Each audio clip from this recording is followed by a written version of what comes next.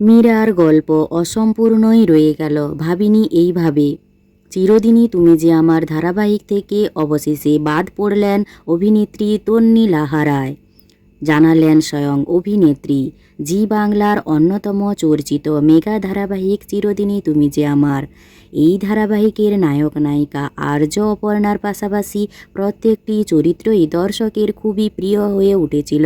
তাদেরই মধ্যে একটি চরিত্র হলো মীরা, যেই চরিত্রে অভিনয় করেছিলেন অভিনেত্রী তন্নি লাহা।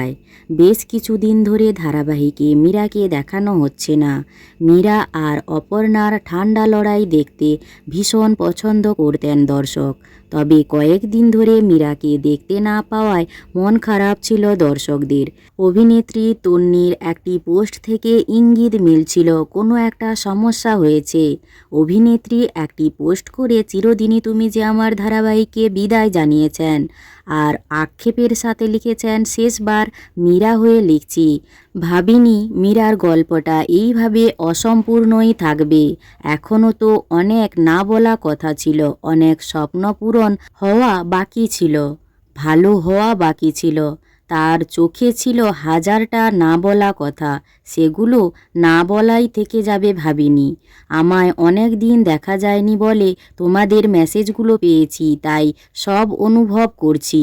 তোমরা শুধু মীরাকে দেখোনি, তাকে আপন করে নিয়েছিলে। বিদায়বেলা খুব কঠিন, বিশেষ করে গল্পটা যখন শেষ হয় না।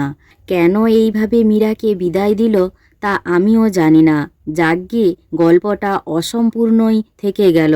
অভিনেত্রী মীরা ওরফে তন্নি লাহার অভিনয় আপনাদের কেমন লাগে তা জানিও। আর ভিডিওটি ভালো লাগলে একটি লাইক করে পিউ 14 পেজটি ফলো করুন।